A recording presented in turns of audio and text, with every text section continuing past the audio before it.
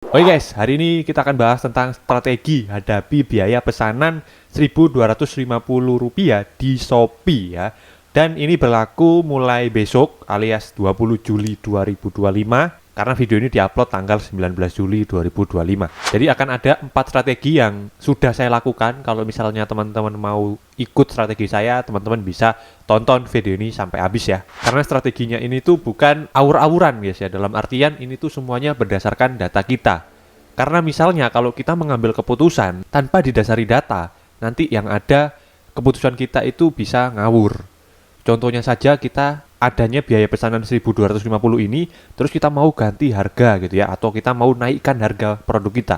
Kalau kita naikkannya itu ngawur, misalnya cuma ditambah 1.250, tentu itu akan mempengaruhi yang namanya conversion rate. Misalnya harga produk kalian itu 10.000 misalnya.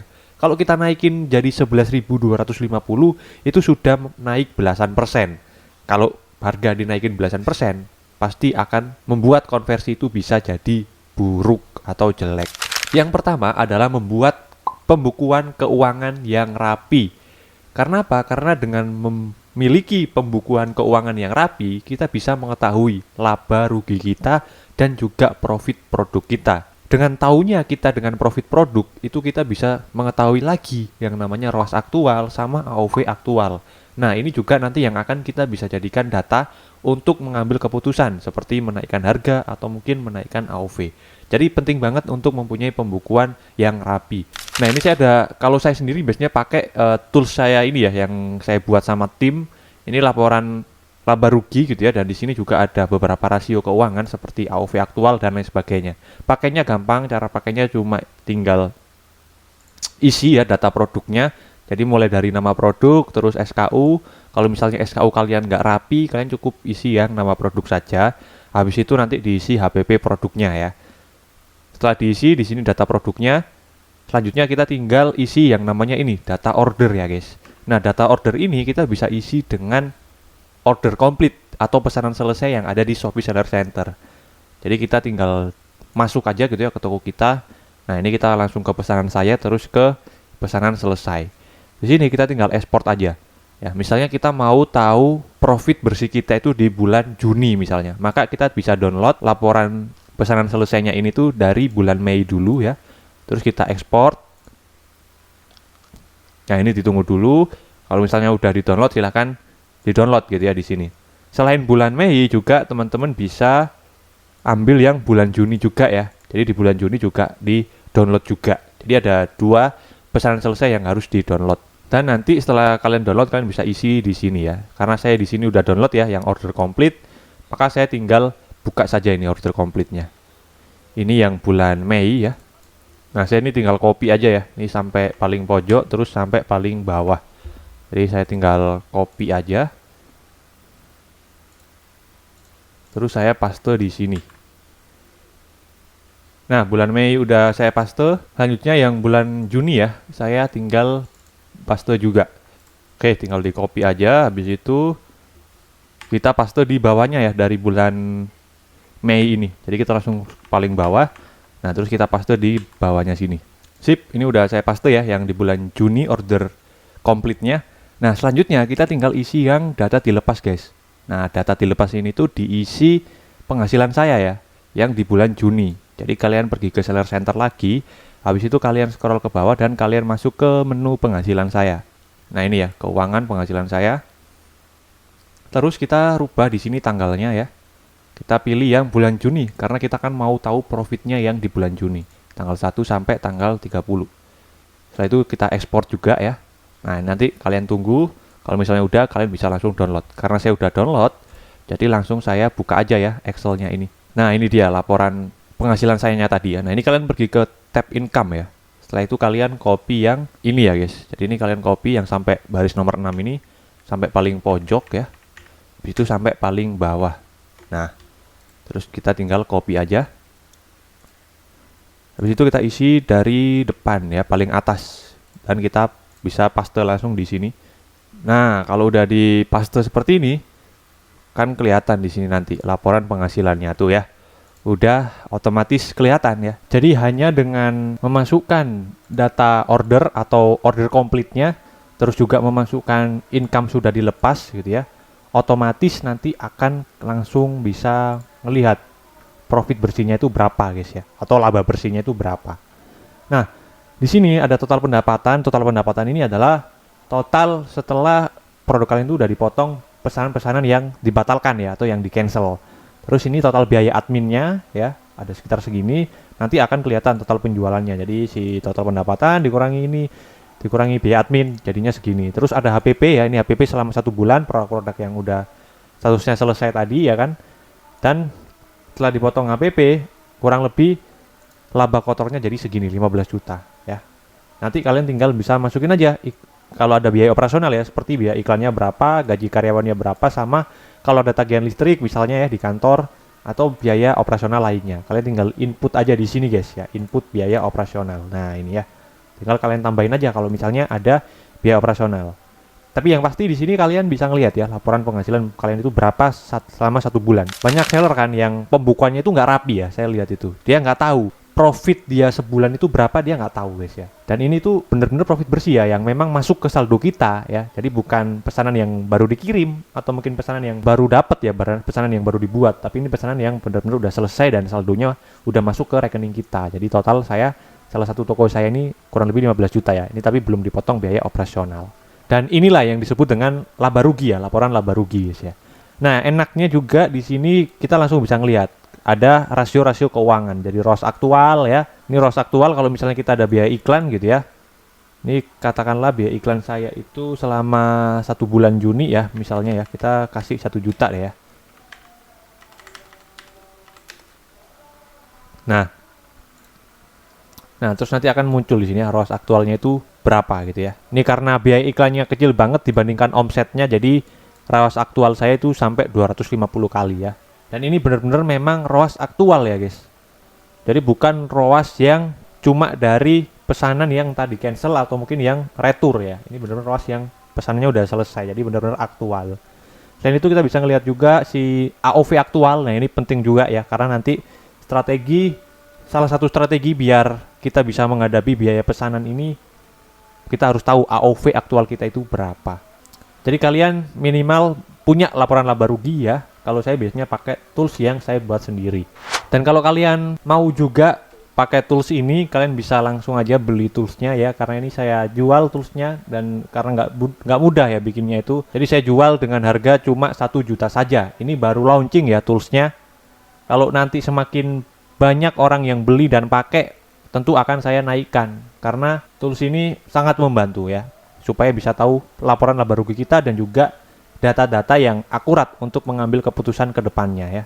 Kalau kalian mau bisa langsung aja klik link di deskripsi atau di pin komen video ini ya guys. Nah, strategi kedua setelah kita itu mempunyai pembukuan keuangan yang rapi, selanjutnya untuk menghadapi biaya pesanan 1250 ini memang nggak ada solusi lain ya. Kalau misalnya profit kita udah tergerus banget, yaitu adalah naikin harga ya guys. Jadi naikin harga ini memang salah satu solusi kalau misalnya kita mau menghadapi biaya pesanan 1250 ini. Tapi naikin harganya itu jangan asal-asalan guys ya. Karena kalau misalnya kalian naikin asal-asalan, seperti yang di awal video tadi, harga produk kalian misalnya 10.000, kalian naikin jadi 11.250, itu udah naik belasan persen. Dan itu pasti akan mempengaruhi ke conversion rate toko kalian. Kalau conversion rate toko kalian buruk, pasti toko kalian bakalan jadi sepi. Jadi naikin harganya juga harus ada perhitungan data yang akurat ya, jadi harus ada data akuratnya juga. Nah, kalau saya naikin harganya itu tergantung beban AOV di toko saya. Contohnya di toko ini ya, itu AOV aktual saya kan 22.000 ya.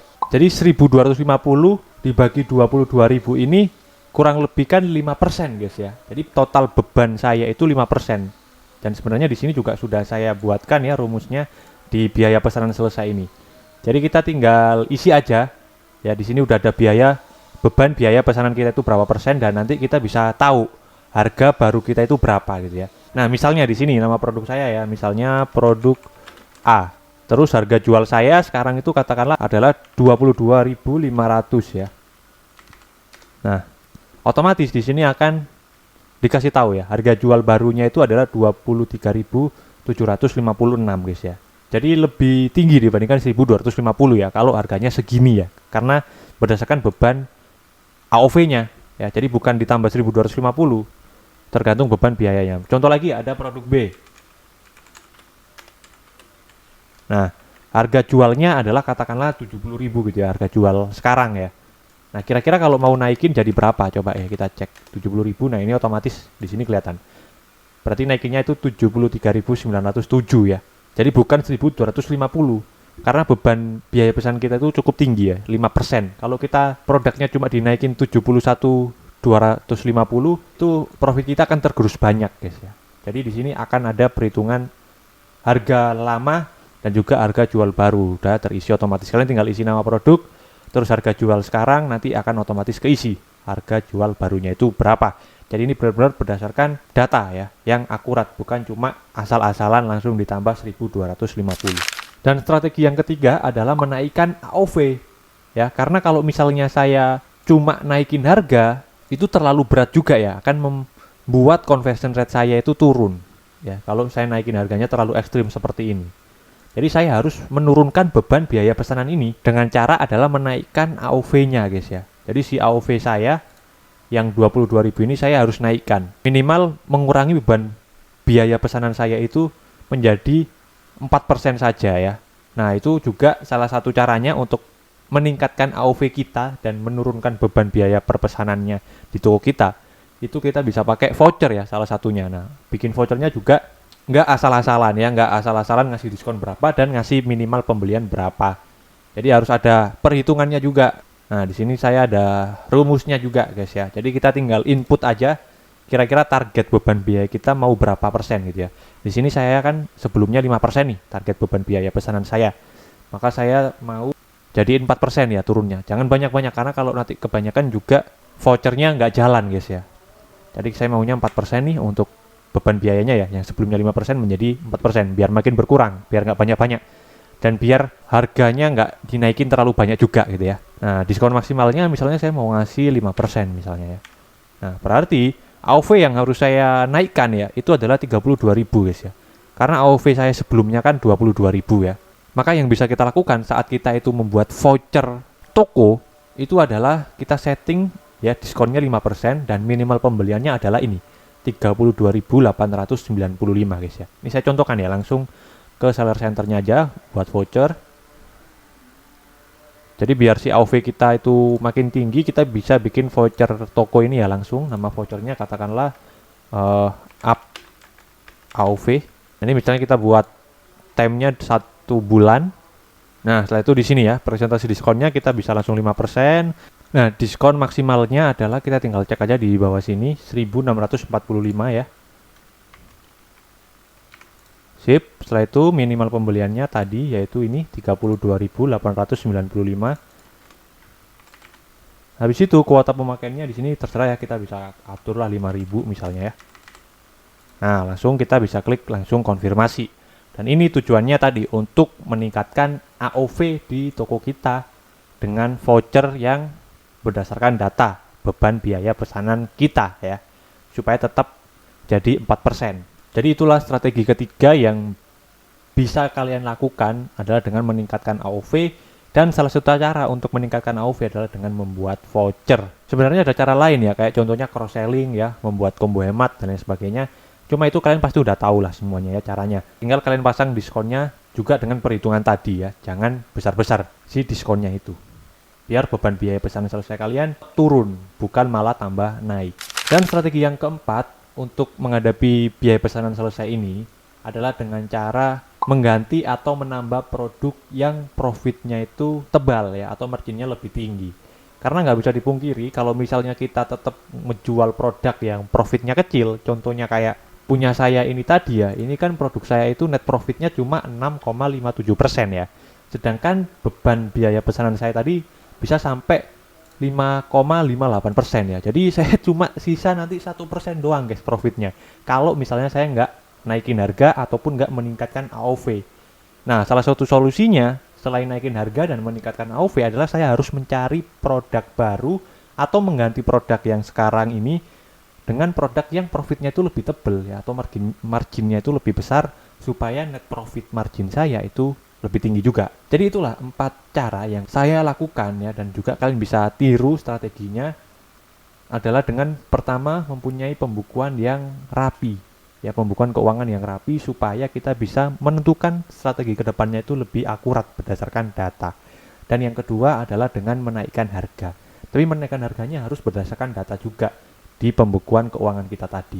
Dan yang ketiga, kita meningkatkan AOV, dan meningkatkan AOV-nya juga harus ngasih diskonnya jangan sembarangan. Dan minimal pembeliannya juga jangan sembarangan. Biar beban biaya pesanan kita itu turun. Dan yang terakhir adalah kita bisa menambah atau mengganti produk dengan profit yang lebih tebal. Jadi guys, nggak usah khawatir ya kalau misalnya ada beban biaya pesanan selesai kayak gini, itu teman-teman jangan stres ya, jangan bingung. Pasti ada jalan dan terus belajar dan beradaptasi ya. Karena kalau misalnya kalian nanti nggak beradaptasi, ya kalian akan tersingkirkan ya dengan seller-seller lain. Jadi sekarang persaingan makin ketat dan pihak marketplace akan terus pasti ya meningkatkan biaya-biaya tambahan. Yang bisa kita lakukan kalau misalnya kita masih numpang jualan di marketplace adalah mengikuti dan beradaptasi. Kita nggak bisa ngapa-ngapain ya selain beradaptasi dan tetap bertahan supaya kita masih bisa makan ya. Terima kasih and see you. Bye guys, tetap semangat ya.